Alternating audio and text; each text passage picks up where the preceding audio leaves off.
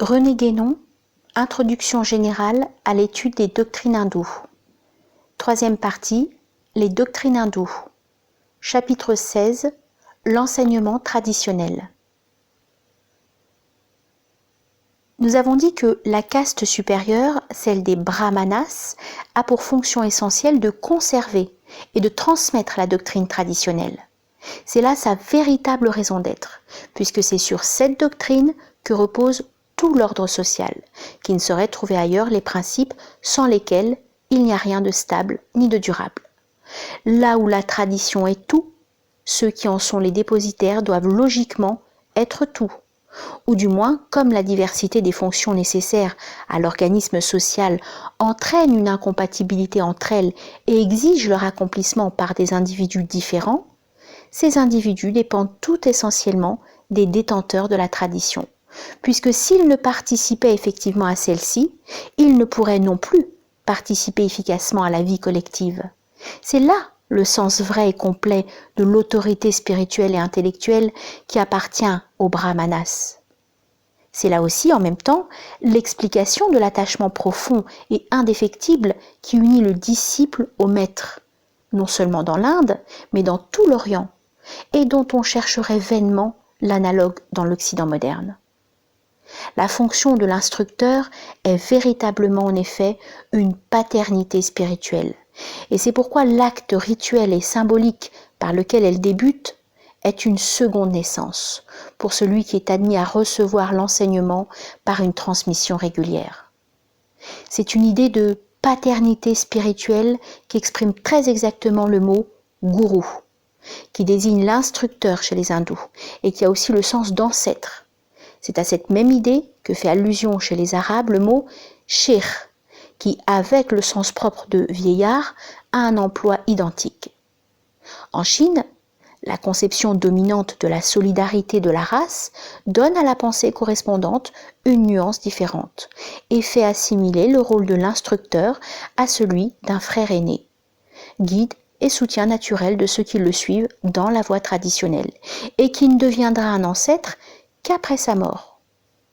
Mais l'expression de naître à la connaissance n'en est pas moins là, comme partout ailleurs, d'un usage courant.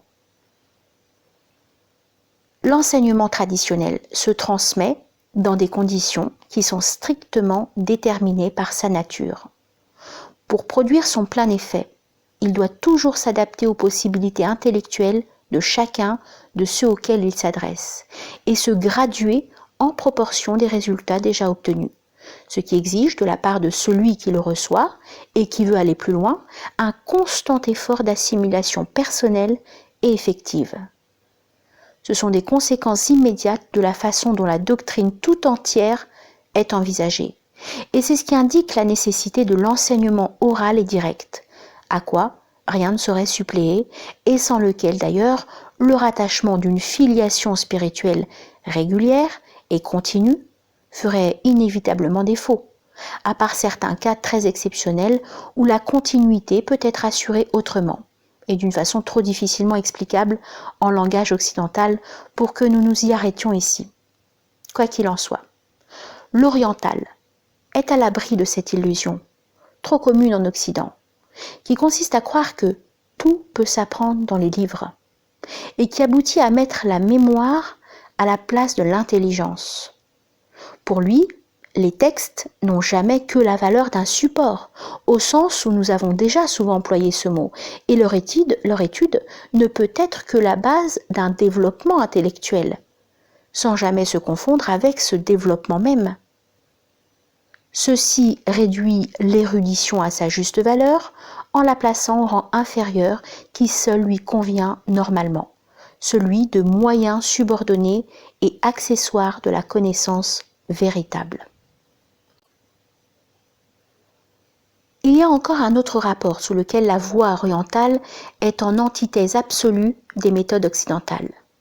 Les modes de l'enseignement traditionnel, qui le font non point précisément ésotérique, mais plutôt initiatique, s'opposent évidemment à toute diffusion inconsidérée, diffusion plus nuisible qu'utile aux yeux de quiconque n'est pas dupe de certaines apparences.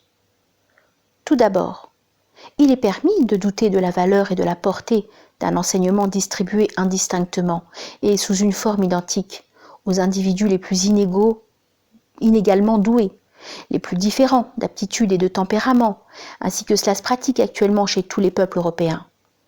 Ce système d'instruction, assurément le plus imparfait de tous, est exigé par la manie égalitaire qui a détruit non seulement la notion vraie, mais jusqu'au sentiment plus ou moins vague de la hiérarchie. Et pourtant, pour des gens à qui les faits doivent tenir lieu de tout critérium, suivant l'esprit de la science expérimentale moderne, y aurait-il, s'ils n'étaient pas si complètement aveuglés par leurs préjugés sentimentaux, un fait plus apparent que celui des inégalités naturelles, tant dans l'ordre intellectuel que dans l'ordre physique.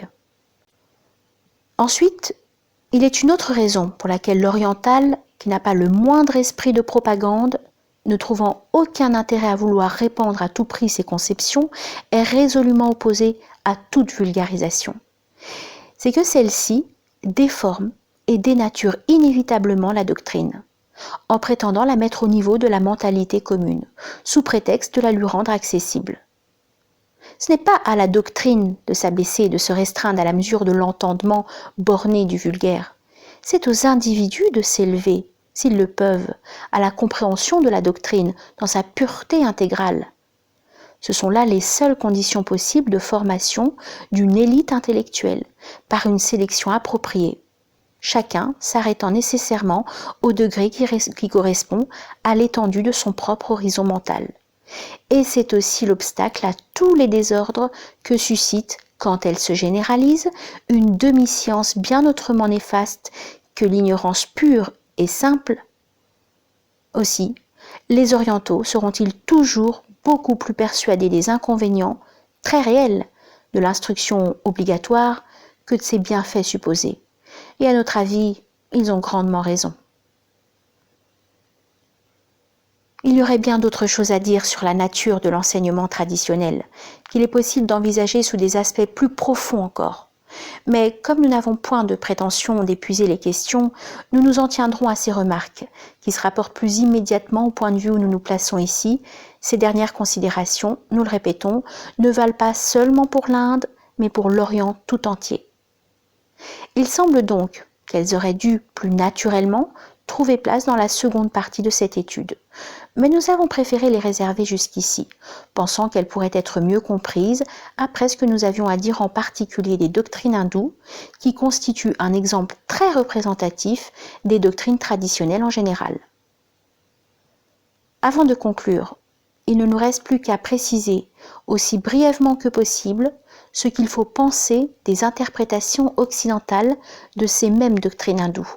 Et du reste, pour certaines d'entre elles, nous l'avons déjà fait presque suffisamment, selon que l'occasion s'en présentait dans tout le cours de notre exposé.